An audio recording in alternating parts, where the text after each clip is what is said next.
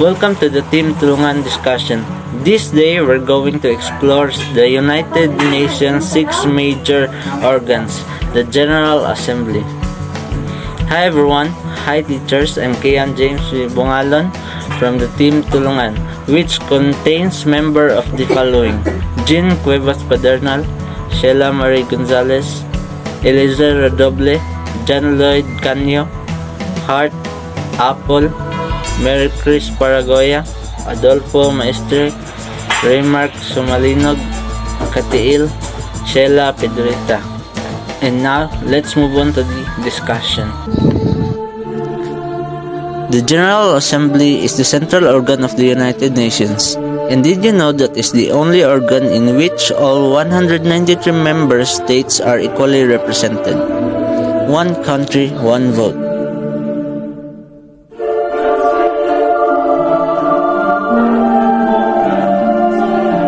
This month, we will explore the largest of the UN 6 main, the General Assembly.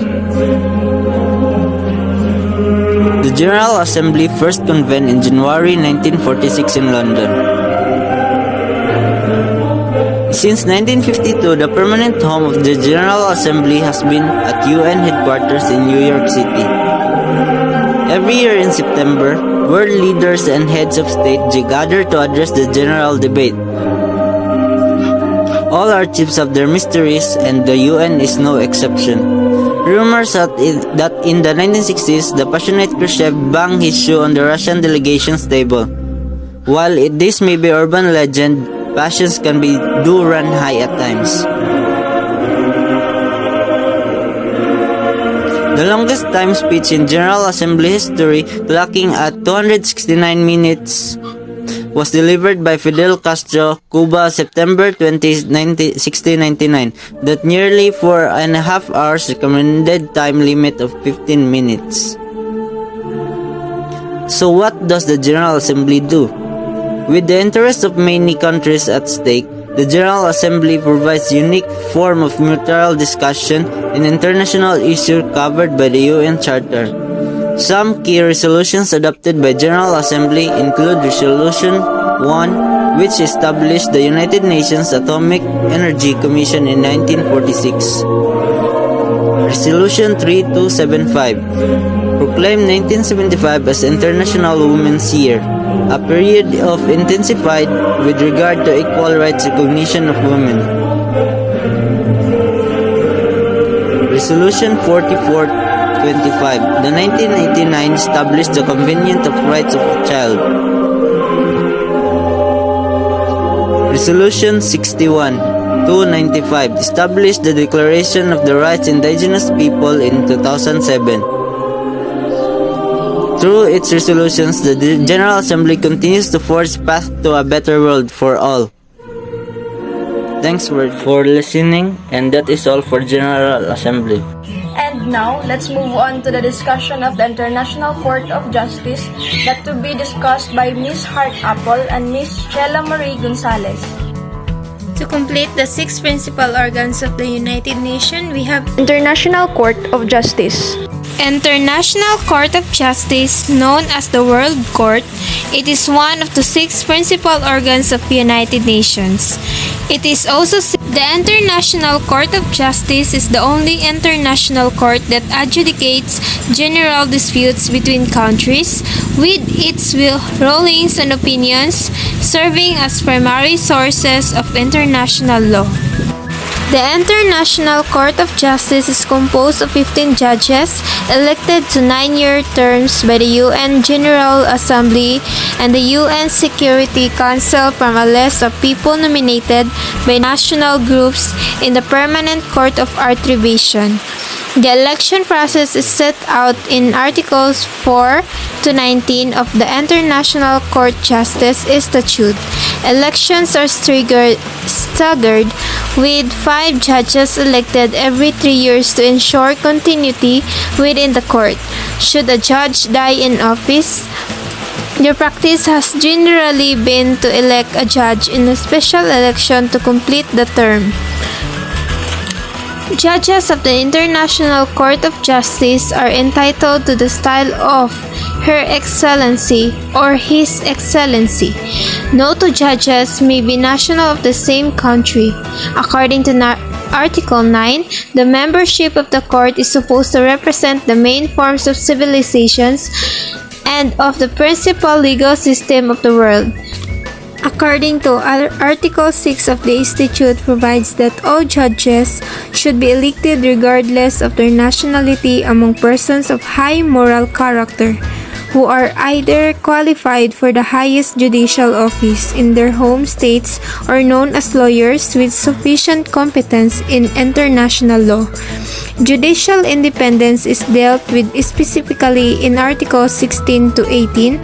Judges of the International Court Justice are not able to hold any other post or act as counsel. But before we end our discussion, we would like to hear about the history of International Court of Justice by Shella Gonzales. I am Shella Gonzales, tackling about history of International Court of Justice. The history of the court. The International Court of Justice, or ICJ, is the principal judicial organ of the United Nations, or UN.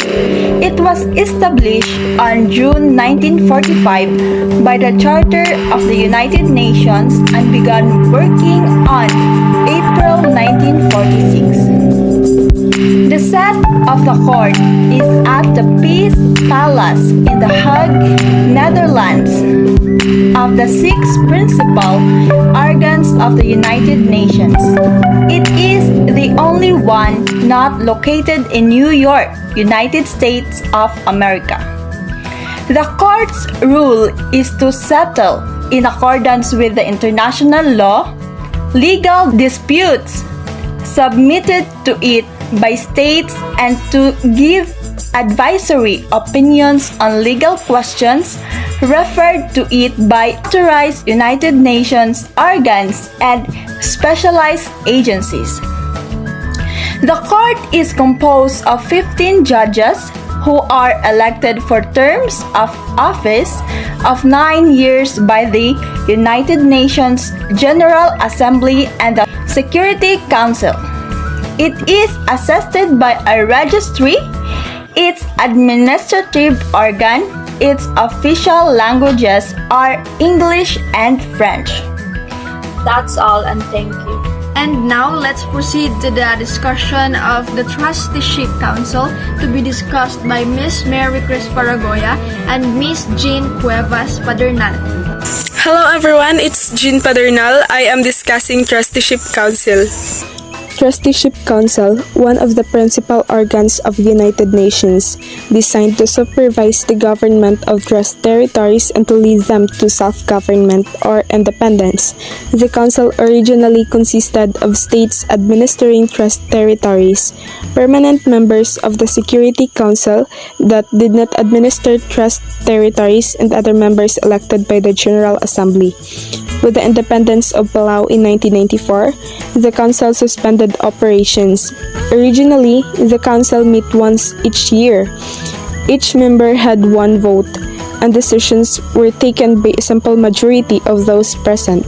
Since 1994, the Council is no longer required to meet annually, though it may meet on the decision of the Trusteeship Council's President or on a request by a majority of its members, by the General Assembly, or by the Security Council. The trusteeship system, like the mandate system, was established on the premise that colonial territories taken from the countries defeated in war should not be annexed by the victorious powers, that should be administered by a trust country under international supervision until their future status was determined. Unlike the mandate system, the trusteeship system invited petitions from trust territories and their independence and required periodic international mission to the territories. Main activities in 1994, new rules for the Council have been proposed, including administering the global commons and serving as a forum for minority and indigenous peoples. And to continue the discussion about the Trusteeship Council, we have Kris Paragoya. Good day everyone, I am Kris Paragoya and the topic we're going to discuss is about trusteeship. Trusteeship Council was designed to supervise the government of trust territories and lead them to self-government or independence.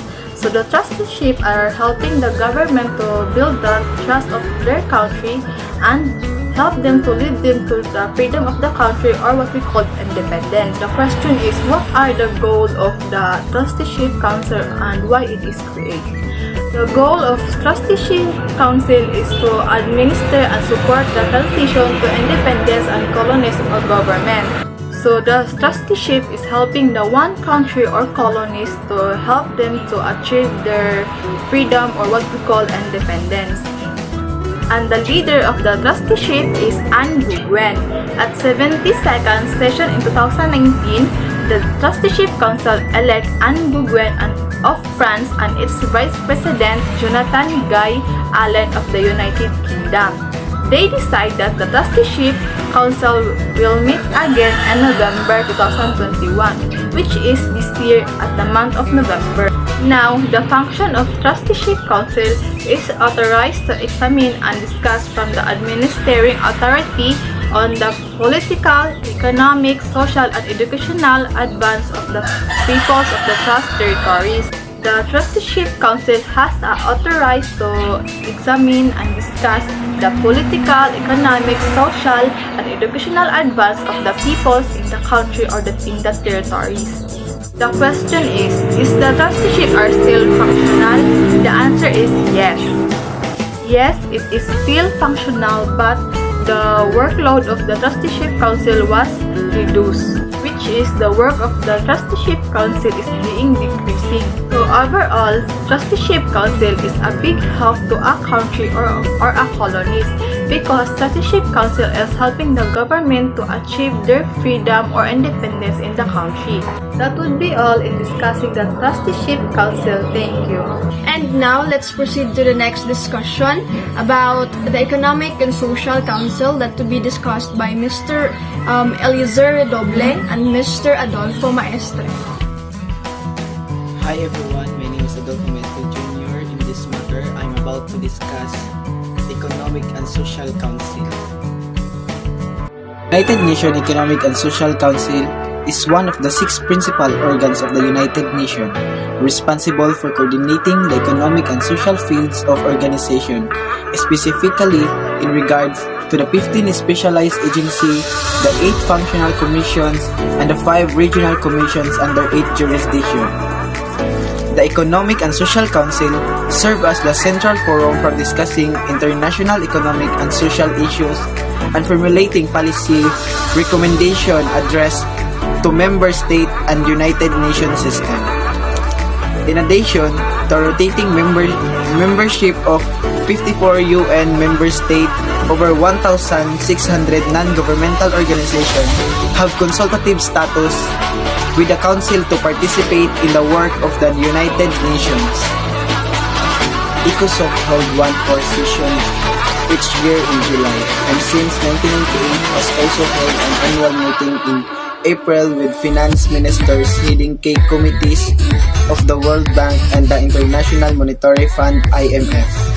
Additionally, the High-Level Political Forum HLPF, which review implementation of the 2030 Agenda for Sustainable Development, is convened under the auspices of the Council every July. It has 54 members. To continue the discussion about the Economic and Social Council, we have Eliezer Redoble. Good day everyone, especially to our instructor in contemporary world, Miss Ruby Casas.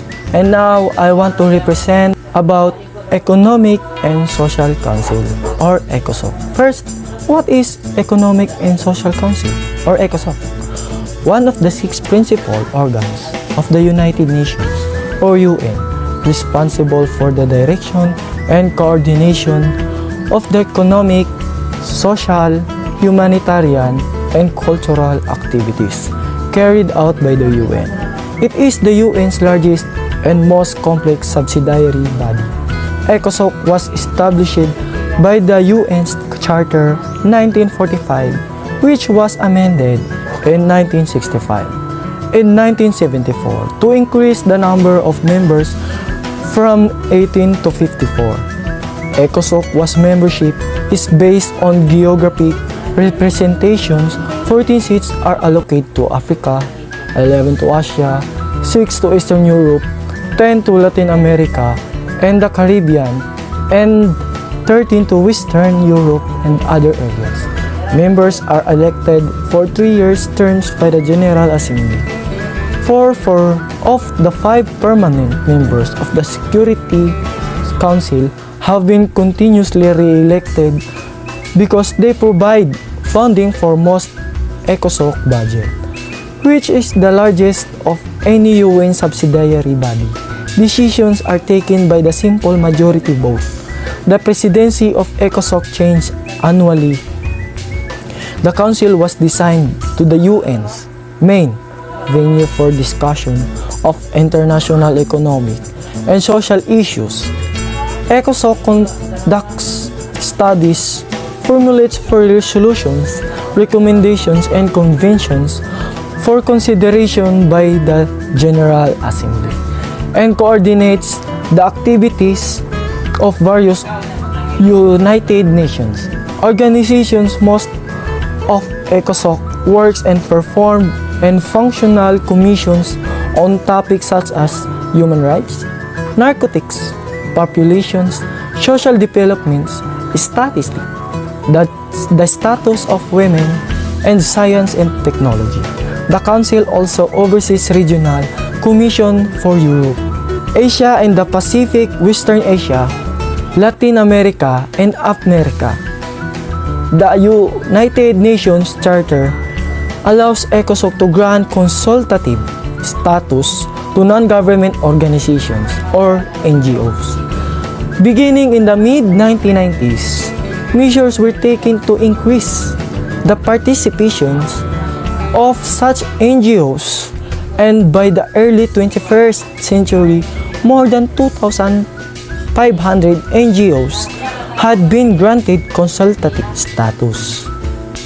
At the ECOSOC World Summit in 2005, it was mandated that the Council convene annual ministerial reviews designed to monitor progress or internationally agreed development goals and a biennial development corporations forum for discussion in the context of the United Nations.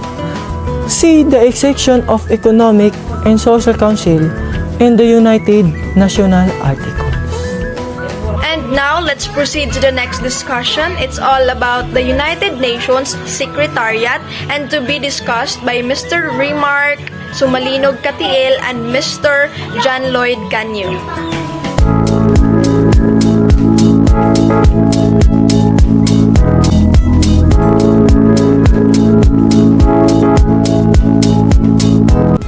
The Secretariat carries out the substantive and administrative work of a United Nations as directed by the General Assembly, the Security Council, and other organs.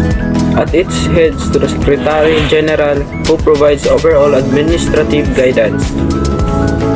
The main function of the Secretariat are to gather and prepare background information on various issues so that government delegates can study the fact and make recommendation. To help carry out the decision made by the different organs of the United Nations. To organize international conference. To translate speeches and distribute documents into the UN's official language. To keep the public informed about the work of the United Nations. For the continuation of the discussion about the United Nations Secretariat, we have Mr. Remark S. Katiel. Good morning, everyone. My name is Remark S. Katiel. This discussing the functions and the power of Secretariat. The role of the Secretary General equal parts of diplomat and advocate, civil servant and CEO. The Secretary General is a symbol of United Nations ideals and a spokesperson for the interests of the world's peoples, in particular the poor and vulnerable among them. The current Secretary General and the ninth occupant of the post is Mr. Antonio Guterres of Portugal, who took office on the 1st January 2017. The Charter describes the Secretary General as the Chief Administrative Officer of the organization, who shall act in that capacity and perform such other functions as are entrusted to them by the Security Council, General Assembly, Economic and Social, and other United Nations organs. The Charter also empowers the Secretary General to bring to the attention of the Security Council any matter which in their opinion may threaten the maintenance of international peace and security. These guidelines both define the powers of the office and grant it considerable scope for action. The Secretary General would fail if they did not take careful account for the concerns of member states, but they must also uphold the values and moral authority of the United Nations and speak and act for the peace, even at risk from time to time of challenging or disagreeing with those same member states. The creative tension accompanies the Secretary General through day-to-day work that includes attendance at sessions of United Nations bodies, consultants with the world leaders, government officials, and others, and worldwide travel intend to keep the Secretary General in touch with the peoples of the organization's member states and informed about the vast array of issues of international concern that are on the organization's agenda. Each year, the Secretary General issues a report on the work of the United Nations that appraises its activities and outlines future priorities. The Secretary General is also chair of the United Nations System's Chief Executive Board for Coordination, or CEB, which brings together the executive heads of all UN funds, programs, and specialized agencies twice in a year in order to further coordination and cooperation in the entire range of substantive and management issues facing the United Nations system. One of the most vital roles played by the Secretariat is the use of their good office steps taken publicly and in private, drawing upon their independence, impartiality, and integrity to prevent international disputes from arising, escalating, or spreading. Each Secretary General also defines the role within the context of their particular time in office. And now, let's proceed to the last part of the principal organ of the United Nations, to be discussed by yours truly. Good morning, ma'am. I am Shella, and my topic is all about Security Council.